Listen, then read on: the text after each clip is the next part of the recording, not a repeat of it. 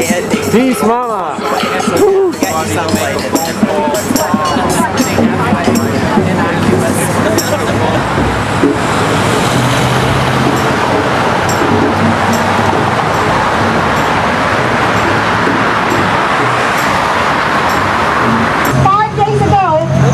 International Day of Nonviolence and the birthday of Mahatma Gandhi. Did you know that? Yeah. What a gift to the world. In a recent Kalamazoo Gazette article, President Obama, deploring the killing of an anti-abortion activist, made a statement that supports Gandhi's philosophy of nonviolence. He said, "Whichever side of a public debate you're on, violence is never the right answer."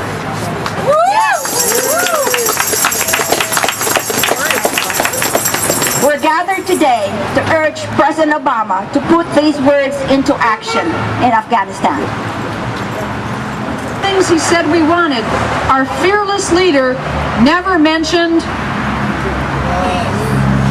oil. And so we went to war in Afghanistan, but we never got Osama. We never extinguished the hate between us and the terrorists. In fact, we inflamed it. Last weekend, 8 more American soldiers were killed, and that brings the total to 865 with over 4,100 wounded.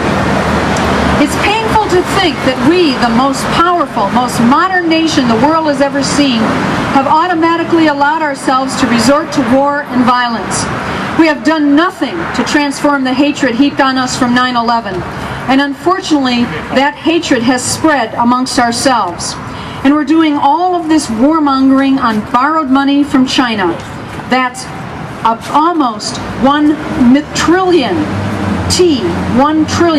with no end in sight. No wonder we don't have money for health care.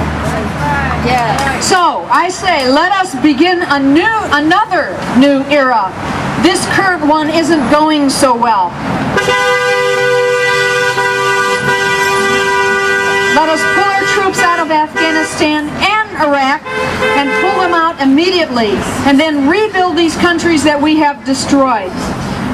Let us stop making it profitable for some wealthy people to make money off of death and destruction.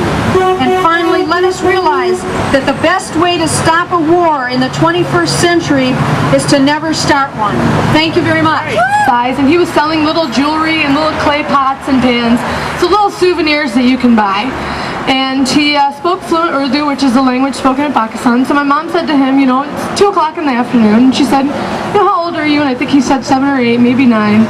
And said, why aren't you in school? And he just looked at my mom like that was the most absurd question to ask. And he said, I can't be in school. I have to support my family.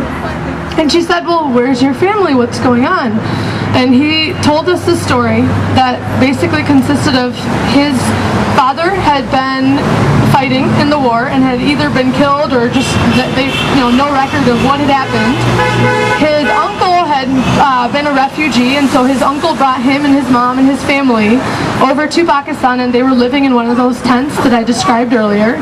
So he was basically an Afghani child that was a refugee, and their only means for the family income was for him to go out and support his uncle's, I guess you could call it a store, but to support his business. And my mom said, you should go to school, and he said, I'd love to go to school. So this child, it was the most traumatic experience for me. I had to walk away. I didn't want to buy anything at that point. I couldn't handle it. Even talking about it, I'm getting choked up. But it was just like, how can we condone this? This is what, we talk about education, and we want to talk about healthcare, and we want to talk about freedom, and we want to talk about democracy. How can we do this to the future generations of the world?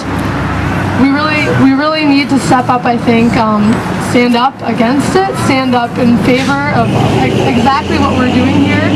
And every time I think of the war, I think of that little boy, because he was essentially an unintended consequence of war. And that's all children, everybody who deals with war, whether you're a soldier fighting on either side, whether you're a family member, whether you're within that country, or whether you're a citizen of the world, you become an unintended, what we'd like to call, consequence of the war. And I think that we I'm very lucky and very blessed to be a part of this community, be a part of this gathering, to be able to stand up and say, no more, that, out of Afghanistan, these signs say it perfectly, that out of Iraq, out of occupation, out of all of those things that basically are detrimental to the future of not just this country, but the world.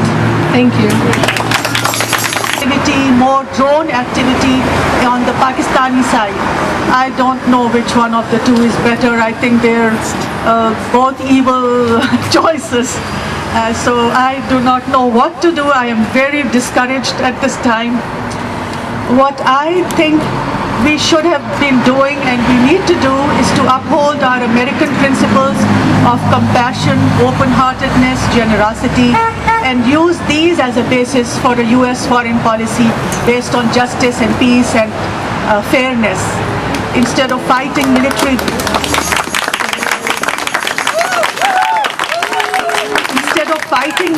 battles using drones and our young soldiers. We need to build schools, bridges, and communities.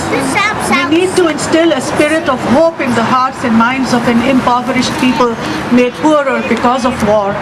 Only then and only then will the U.S. gain the trust of Afghanistan's people, and will we be able to achieve true national security. Impose its imperial wishes on any place in the world. Let us trade a war without end for an end to those wars. Yeah. Since I did this for the Vietnam War, let's try a few phrases of the popular call during that time. No more war. No more war. No more war. No more war. No more war. No more war. Once more. No.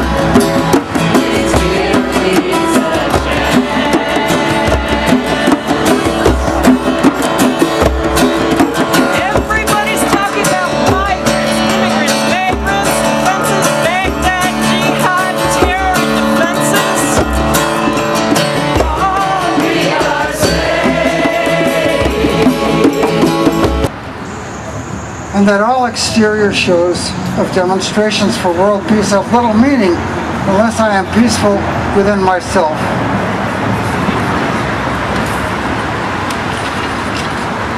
And in touch with what is deepest in me. Whether I call that deep place the Buddha, or Jesus, or Allah, or Yahweh, or just myself. I cannot find that deep and holy place unless there are regular times of silence in my life, no matter what name I may put on those times. My best silent times, of course, are the ones I already know and often neglect. And so I bring to a close this series of thoughts about peace on this 8th anniversary of our country's invasion of Afghanistan. I hope that you have learned ways to peace from the words of Olga, Gulnar, and Sarah, Lynn Bartley, and last of all from me. And I hope that all of us become a greater source for world peace because of this rally. Now, Lynn is...